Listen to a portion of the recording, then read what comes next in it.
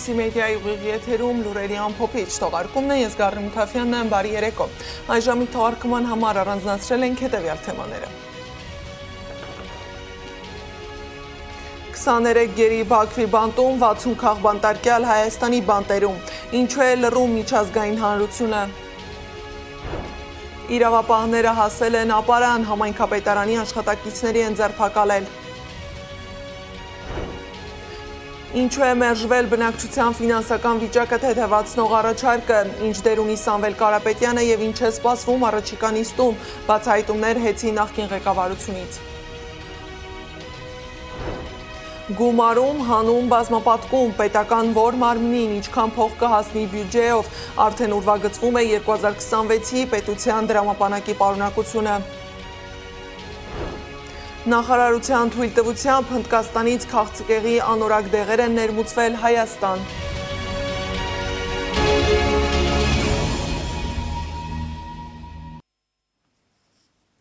Կոռուպցիոն ռիսկերի բացահայտման հետքերով իրավապահները հասել էին ապարանի համայնքապետարան։ Ըստ Հակակոռուպցիոն կոմիտեի քննչական գործողություններ են տեղի ունեցել քննվող քրեական վարույթի շրջանակում։ Կաշառք ստանալու եւ տալու մեղադրանքով ձերբակալվել է 9 անձ, որոնցից 3-ը ապարանի համայնքապետարանի աշխատակիցներ են։ Մեղադրանք է ներկայացրել նաեւ Բյուրեղավան համայնքի ղեկավար Հակոբ Բալասյանին 9 դրվագով պաշտոնական լիազորությունները չարաշահելու համար։ Քրեական վարույթն առնչվում է ձևական աճուրդների միջոցով հողերի ապօրինի օտարմանը։ Հակակոռուպցիոն կոմիտեն հայտնել է, որ համայնքապետի նկատմամբ որպես խափանման միջոց են կիրառել բացակայելու արգելքն ու պաշտոնավարման կասեցումը։ Հակոբ Բալասյանն ընտրվել էր Բարգավաճ Հայաստան եւ Դեմոկրատական այլընտրանք կուսակցությունների ձևավորված միասնություն դաշինքի ցուցակով։ Իսկ երեկ հենց օդանավի դռան մոտից Մասիսի համայնքապետ Դավիթ Համբարձումյանի ձերբակալությունը ստեղծել է բողոքի նոր ալիք։ Միասնության թևեր քաղաքական նախաձեռնությունը համոզված է, որ ընդդիմադիր հայացքներ ունեցող անձանց վերաբերյալ քրեական վարույթները պահվում են այնքան ժամանակ, մինչև քաղաքական պահանջ չառաջանա, հօգուտ քաղաքացիական պայմանագրի քարոզչության դրանք գործածելու նպատակով։ Իշխանությունն անշուշտ սա պատահականություն է համարում եւ որևէ կապ չի տեսնում այն փաստերի հետ, որ Դավիթ Համբարձումյանը 2021-ին վստահ հաղթանակ էր տարել տիմընտրությանը, իսկ 2024 թվականից խորհրդարանի ընդդիմությունն առաջադրել էր որպես նոր վարչապետի թեկնածու գործող վարչապետի իմպիչմենտի դեպքում։ Հիշենք, որ իշխանությունը քաղաքական քրեական հետապնդումներ է իրականացրել նաեւ այլ ընտրված ընդդիմադիր համայնքապետների նկատմամբ։ Կալանքի տակ է նաև Գյումրիի համայնքապետը, որի նկատմամբ մի քանի օր առաջ հարուցվեց եւս մեկ մեղադրանք։ Ընտրությունից հետո Ղուկասյանը հիանալի հասկանում էր, որ իրեն կարող են թույլ չտալ խաղաղ աշխատել, եւ նա պատրաստ էր իրադարձությունների նման շրջադարձի, կարծում է Ռուսաստանի Դաշնության Պետդումայի падգամավոր Կազբեկ Տայսաևը։ Падգամավորի խոսքով Ղուկասյանը խնդրեց ժողովրդին չմիջամտել, մի կողմ քաշվել եւ կամավոր եկավ Երևան, ինչը շատ համարձակ քայլ է, որը հստակ բնութագրում է Վարդան Ղուկասյանի։ 23 հայ գերի Բաքվի բանտում, 60 քաղ բանտարկյալ Հայաստանի Հանրապետության բանտերում։ Ոտնահարում են միջազգային նորմերը, մարդու իրավունքները, ժողովրդավարության բոլոր սկզբունքները։ Իսկ այս ամենն ինչի մասին գիշեր-ցերեկ խոսող միջազգային հանրությունն այսօր լուռ է։ Իսկ լռությունը կանաչ լույս է վառում Բաքվի բռնապետի եւ Հայաստանում գործող իշխանության համար։ Այս լուռ ամենաթողության դեմ պայքարում են ընդդիմությունը, Սփյուռքի որոշ կառույցներ, գործածելով իրենց միջազգային կապերը։ Ազգային ժողովի շենքի դիմաց բողոքի ակցիա էր ի պաշտպանություն Հայաստանի քաղբանտարկյալների եւ Բաքվում պատանդարված հայերի։ Ակցիայի օրը պատահական չի ընտրվել։ Երևանում ընթանում է Եվրանեստի խորհրդարանական վեհաժողովի լիագումար նիստը եւ նախաձեռնողները նպատակ ունեն իրենց ձայնը հասցնել եվրոպացի падգամավորներին։ Եվրանեստի ներկայացուցիչներ, падգամավորներ, եվրոպական եւ այլ երկրների պաշտոնյաներ այսօր այստեղ ենք ի աջակցություն Հայաստանում պահվող քաղբանտարկյալների եւ Բաքվում պատանդարված մեր հայրենակիցների։ Պաշտոնական տվյալներով Բաքվի բանտերում 23 հայ գերի է պահվում, իսկ Հայաստանում 60-ից ավելի քաղբանտարկյալ։ Ազգային ժողովի մոտ մի շարք քաղաքական գործիչներ եւ ակտիվիստներ բողոքի ակցիա են իրականացրել, եվրոպացի գործընկերներից պահանջելով ուշադրություն դարձնել այս խնդրին եւ քայլեր ձեռնարկել։ Ակցիայի կազմակերպիչները Հայաստանի Հանրապետական կուսակցության երիտասարդներն էին։ Նպատակը Եվրանեստի շրջանակում Երևանում գտնվող եվրոպացի պաշտոնյաների ուշադրությունը Բաքվում պահվող ռազմագերիների վերադարձի խնդրի վրա սևեռելն էր եւ ոչ միայն։ Դրան զուգահեռ մենք ունենք նաև աննախադեպ քաղբանտարկյալների թիվ 40-ից ավել, նաև աննախադեպ է նրանով, որ մենք ունենք բանտարկված թե սրբազաններ եւ թե այլ դասի հոգեվորականներ։ Եվ մենք ցանկանում ենք, որպեսզի նրանց ուշադրությունը գրավենք այդ առումով, որ Հայաստանը իրականում ընդհանրապես դեմոկրատիայի բաստիոն չէ։ ԱԺ Հայաստան խմբակցության պատգամավոր Գառնիկ Դանիելյանը հիշեցրեց. Բաքվում հայ գերիներին խոշտանգում են, իսկ Կարմիր խաչը այլևս չի գործում բռնապետական Ադրբեջանում։ Մեր կոչն է, որպեսզի միջազգային հանրությունը ի վերջո հստակ գնահատականներ տա եւ այս իշխանությունների գործելավոճին ի վերջո վերջ տնի։ Դուք նրա համար եք, որպեսզի պաշտպանեք Հայաստանում ժողովրդավարությունը։ Պատիվ ունեմ դաշինքից նույնպես ներկա էին։ Պատգամավոր Աննա Մկրտչյանի կարծիքով եվրոպացի պաշտոնյաները չեն նկատում Հայաստանի Հանրապետության քաղաքացիների իրավունքների ոտնահարումը, քանի որ ընտրել են Փաշինյանի կառավարության օրերը երկարաձգելու ճանապարհը։ Հայ ժողովրդի իրավունքների ոտնահարումը ստվերում է իրենց աշխատանքը, իրենց գործունեությունը։ Հիմա ակնհայտ է, չէ, որ մեր քաղաքացիների նկատմամբ այն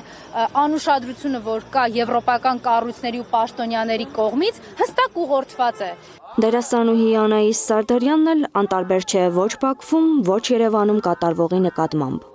Թող տեղ թողնեմ, որ վաղը իրանց համար էլ գա մեկը կանգնի, որտեվ այն նկարները, որոնք որ ես հիմա նայում էի, իմ համար ահավոր հուզումնալից են, որովհետև չկա այդտեղ մի մարդ, որ ասես դե հա էլի։ Պիտի նստեր, չէ։ Այդ մարդիկ ոչ կաշառակերներ են, ոչ թալանչիներ են, ոչ հանցագործներ են, իրանք մի տեղում են, որտեղ որ ինձ թվում է միայն հանցագործներ պետք է լինեն։ Ձայնարկություններին զուգահեռ Եվրանեստի լիագումար նիստներ։ Եվրոպացի պատվիրակներից եւ ոչ մեկը դուրս չեկավ եւ չարձագանքեց ակցիայի մասնակիցներին։ Հայաստանի Հանրապետությունում այսօր չկա խոսքի ազատություն։ Իսկ ներսում քննարկվող հարցերի օրակարգում գերիների հարցը չէ։ Խորհրդարանը շարունակում է քննարկել 2026-ի պետբյուջեի նախագիծը։ Արդեն ուրվագծվում է, թե գալիք տարում որ ոլորտին ինչ բյուջե է հատկացվելու։ Վարչապետի աշխատակազմի բյուջեն նախատեսում են ավելացնել 1 միլիարդ 520 միլիոն դրամով։ Այսինքն 2026-ին Փաշինյանի աշխատակազմի բյուջեն կլինի 25 միլիարդ 804 միլիոն դրամ։ Թե ինչ հիմնավորմամբ են այս որոշումը կայացրել, պարզաբանում է ֆինանսների նախարար Վահե Հովհաննիսյանը։ Լսենք։ Սա հիմնականում պայմանավորված է մյուս տարի Հայաստանում պլանավորվող Եվրոպական քաղաքական համայնքի 8-րդ գագաթնաժողովի անցկացման ծախսերով, նաև սննդամթերքի անվտանգության տեսչական ոլորտում լաբորատոր փորձարկումների համար նախատեսվող հավելյալ գումարներին։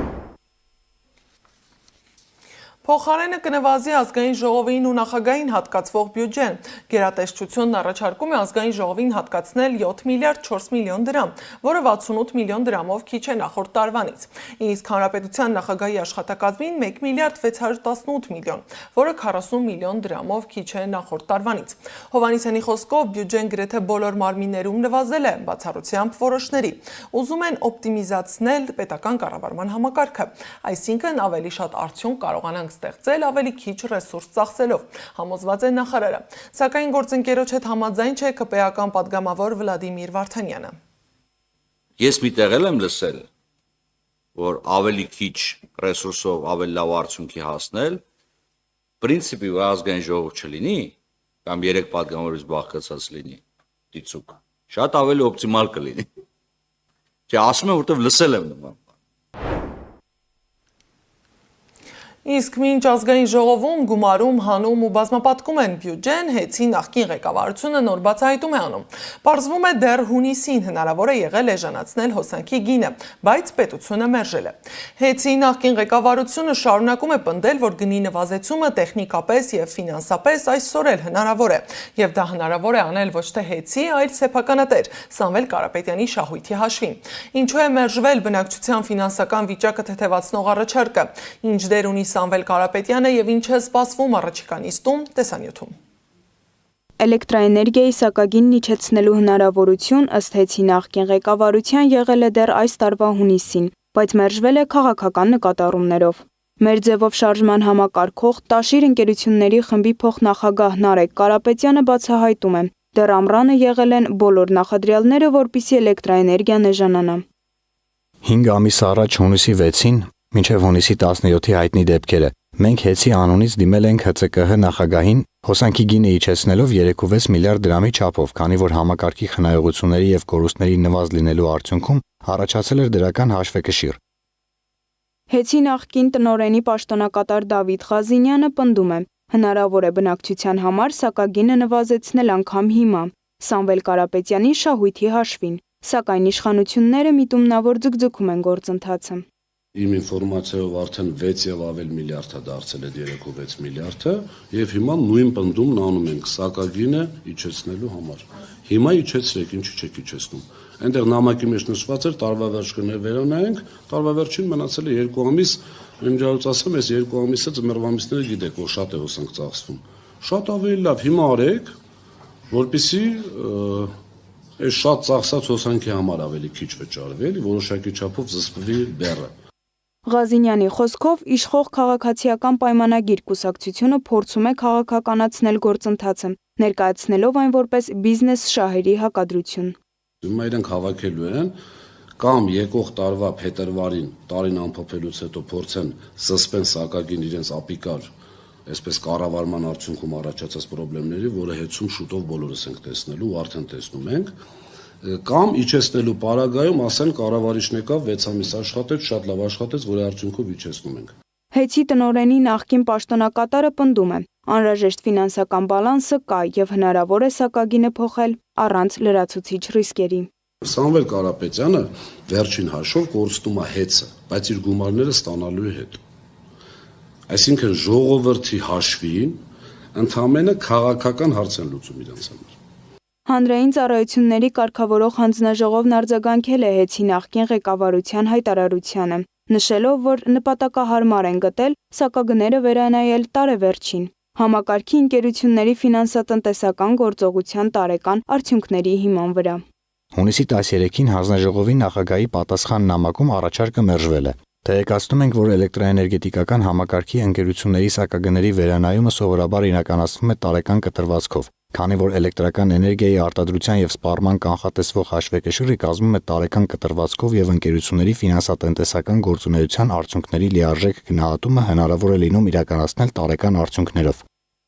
Այսինքն, ըստ հանձնաժողովի, առաջիկա 2 ամսում կորոշվի էլեկտրաէներգիայի գինը փոխվում է, թե ոչ։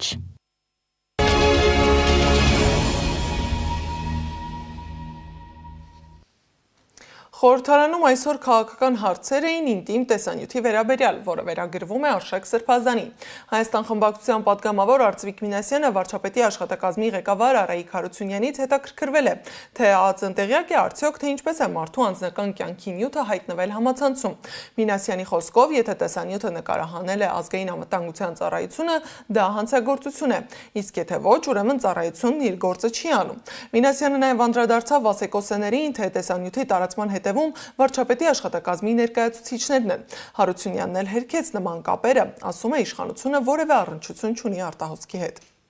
Միանշանակ դատապարտում եմ համապատասխան մարմինները եւ ատյանները միջոցներ ձեռնարկեն հետագայում նման երևույթները կանխելու համար։ Ես կարծում եմ, որ ազգային անվտանգության ծառայությունը համապատասխան քայլեր իր լիազորությունների շրջանակում անում է պարզելու, թե ինչպես է դա տեղի ունեցել, ենթադրում եմ, որ Արշակ Խաչատրյանը,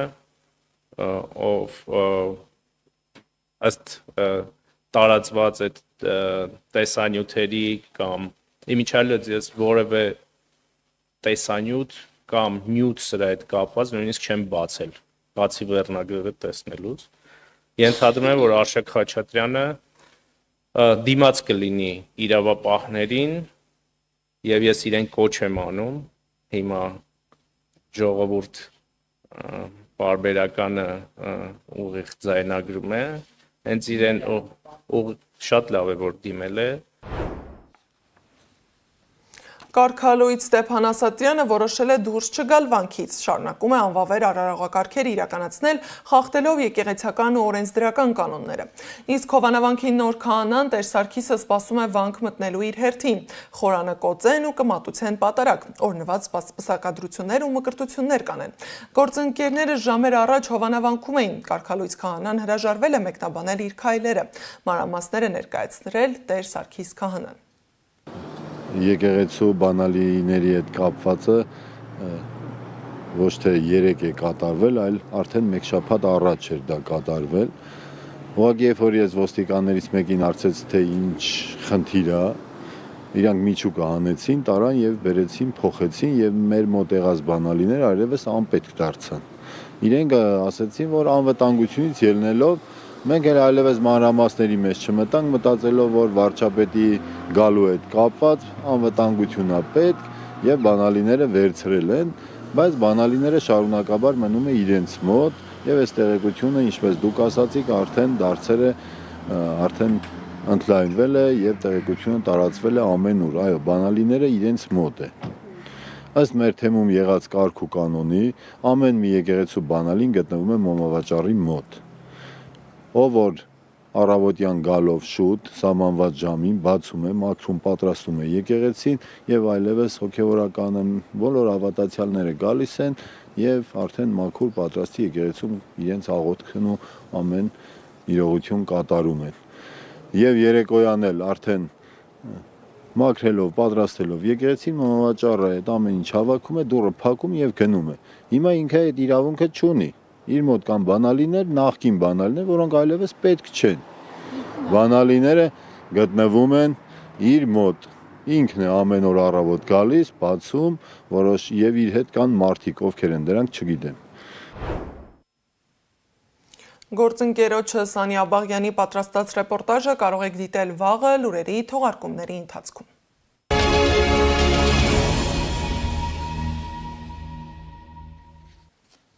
Ղազախական ցորենի բեռը Հայաստան ուղարկելու Ալիևի խորհրդանշական ժեստը նման է տիրոջ սեղանից գցված ողորմության, կարծում են միջազգային փորձագետները։ Փոխարենը կճնշեն հայկական ինքնիշխանության մնացորդները, ասել է Հյուսիս Արևմուտք քաղաքական լրատվական գործակալության խմբագիր Անդրեյ Դմիտրիևը։ Նրա խոսքով Նիկոլ Փաշինյանն ու Ալիևն իրականացնում են Վաշինգտոնում Թրամփի միջնորդությամբ ձեռք բերած համաձայնությունները։ Դրանց իմաստը եւս պարզ է։ Նախ Միացյալ Նահանգները կվերահսկի Անդրկովկասի ռազմավարական հաղորդակցությունները Թրամփի երթուղով, երկրորդ Չինաստանից եւ Կենտրոնական Ասիայից դեպի Եվրոպա տրանսպորտային միջանցքի ստեղծումը, շրջանցելով Ռուսաստանը եւ Իրանը։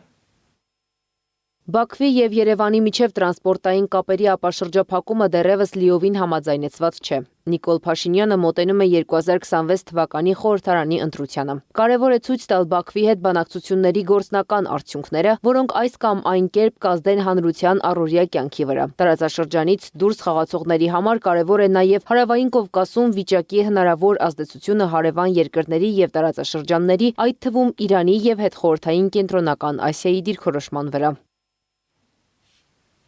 Ստացվում է, որ միայն պաշտոնական Երևանի համար է խաղաղությունը հաստատված։ Հնարավոր վտանգների մասին խոսում է ընդդիմությունը, Սփյուռքի որոշ կառույցներ, անգամ արտասահմանցի փորձագետներ։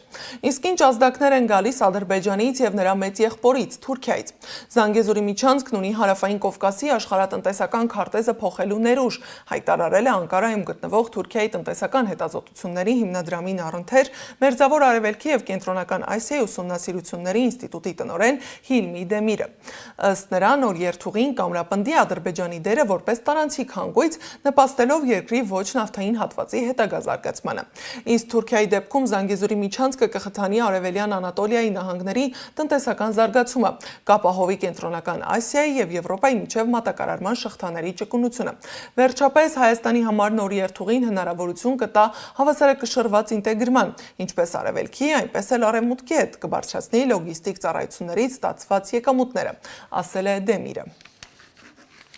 Եվ եթե Անկարայում արդեն խոսում են նոր հաղորդակցությունների ու տնտեսական միջանցքների մասին, ապա հայ զինվորականներն ու անվտանգության ոլորտի փորձագետները բարձրացնում են մեկ այլ անպայման լուծում պահանջող հարց՝ Արցախի վերադարձի հնարավոր ձևաչափը եւ դրա անվտանգության բաղադրիչը։ Արցախից Պահեստազորի սպաներին մեկ հարկի տակ է հավաքել Genesis Armenia ուղեղային կենտրոնը, քննարկելու վերադարձի իրատեսական տարբերակները։ Երաշխիքներ, որ նախկին մարտական գործողությունների մասնակցած, որ ոչ մի տղամարդ չի հետապնդվելու։ Պահեստազորի գնդապետ Վահրամ Հակոբյանն Արցախ հավաքական վերադարձի նախապայմաններից մեկն է նշում։ Հետապնդում, ձերբակալություններ կամ այլ գործողություններ ոչ Հայաստանի, ոչ Ադրբեջանի կողմից չպետք է լինեն։ Genesis Armenia-ի հարկի տակ Արցախի Պահեստազորի սպաների միության անդամներն էին։ Քննարկել են Արցախ հավաքական վերադարձի թեման, հիմնվելով անվտանգային կոմպոնենտի վրա։ 5 հիմնական նախապայման կա, որն առանձնացրել են միության անդամները։ Առաջի կոմպոնենտը դա բազմազգ ՄԱԿ-ի հովանոթակ խաղապահ ուժերի ներկայությունն է, երկրորդը դա ապահարազմականացված գոտի ստեղծումն է ամբողջ սահմանի երկայնքով, երրորդը դա միջազգային ընդունված Լաշինի միջանցքի փոխանցելն է այդ ՄԱԿ-ի ուժերին, չորրորդ կոմպոնենտը դա ամբողջ Արցախյան հակամարտության շրջանի համար Ադրբեջանի այսպես ղեկավարության կողմից բացառելը քրեական հետապնդումը արցախցիների, ինչպես նաև ընդհանրապես Արցախյան պետության տարածքից Ադրբեջանի զինված ուժերի, ոստիկանության եւ այլ վարչական մարմինների դուրս անելն է։ Պահեստազորի սպաների միության անդամները բռնի տեղահանությունից հետո առաջնային են համարել հավաքական վերադարձի հարցի քննարկումն ու սկսել են մշակել անվտանգային այդ բաղադրիչները։ Յուրի Քարամյանի խոսքով վերադարձը չունի իմաստ, եթե Արցախում ուժեղ չեն լինելու։ Մենք ընդհանուր ստրուկներ չենք դնում դեղ։ Մենք պետք է հավաքական ուժագնանք եւ բոլոր անվտանգության հարցերը կարող մենք պահպանենք, ոչ թե մեզ շուրջ որևէ պահպանի։ Հասկանալի է համագործակցություն, բայց մենք պետք է պահպանենք։ Սա չի նշանակում, թե Արցախում անվտանգային միջազգային ներկայացվածություն չպետք է լինի, նշում է Քարամյանը։ Պարզապես նրանց շարքերում պետք է ծառայեն նաև արցախցիներ ինքնապաշտպանության նպատակով։ Պահեստազորի գնդապետ Վիլեն Սաֆարյանն էլ կարծում է, Արցախ հավաքական վերադարձի համար անվտանգային երաշխավորը միայն Հայաստանը չպետք է լինի։ Ասում է, գործող իշխանությունն է նպաստել այդ համոզմանը գալու համար։ Հայաստանի գործող իշխանությունների վարած քաղաքականությունը, որ ամեն կերպ ձգտում է ստեղծել այնպիսի պայմաններ, որպեսզի Արցախյան այդ հավաքական ուժը տորովի առանձին մասերի մի մասը աշխատանք փնտրելու պատրվակով կամ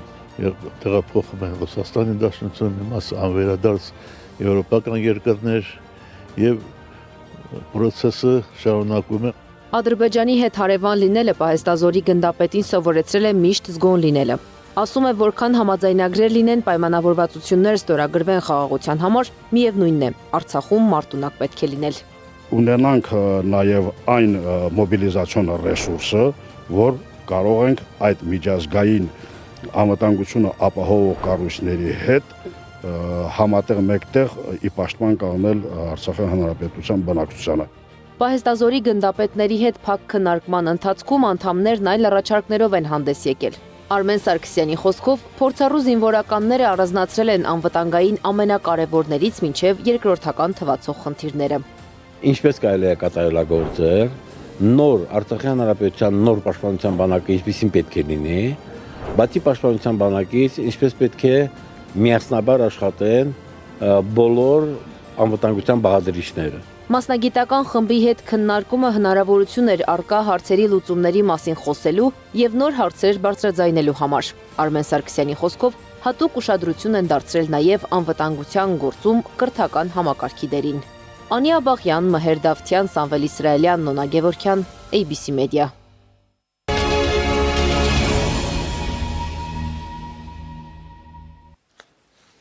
Հետքը գրում է, որ 2023 թվականին Հնդկաստանից Հայաստան են ներմուծվել քաղցկեղի դեղեր, որոնք հետաքննական լրագրության բյուրոյի հետաքննության համաձայն անարդյունք են կամ կողմնակի ազդեցություն են առաջացնում։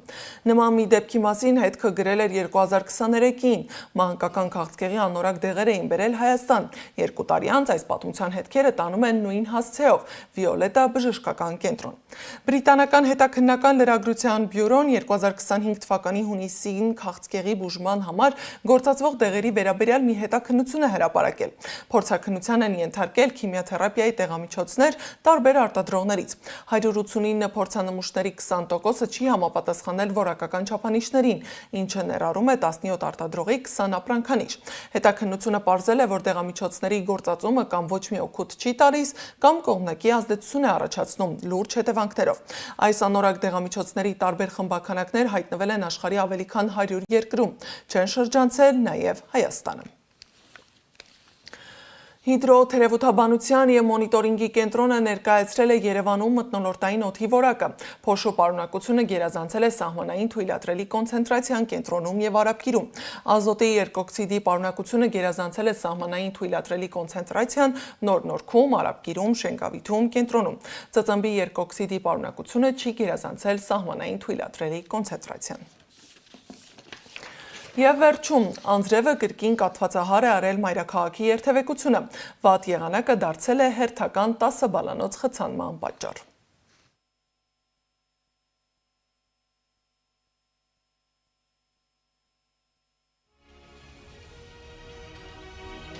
Ամփոփիչ թողարկման համար նախատեսել էինք այսքանը, շարունակեք հետևել ABC Media-ին սոցիալական բոլոր հարթակներում, YouTube-ում, Facebook-ում, Telegram-ում, WhatsApp-ում ու Instagram-ում կամ այցելեք մեր պաշտոնական կայք www.abcmedia.am։ Մենք կհանդիպենք վաղ առավոտյան ժամը 9-ին, բարի գիշեր։